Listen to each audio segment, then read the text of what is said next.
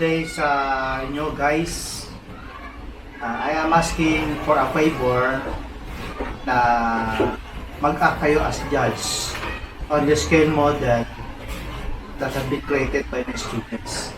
Actually, this is a junior high school batch lang, siya junior high school. Pinagawa ko kasi sila ng scale model na based on their design.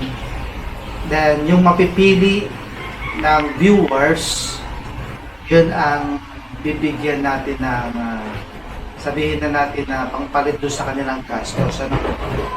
Meron silang matatanggap na reward for their effort and then their design. This is a group activity wherein they will show their sabihin na natin pagiging artistic and creative.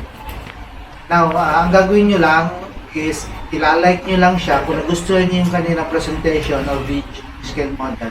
Like lang ninyo and then share.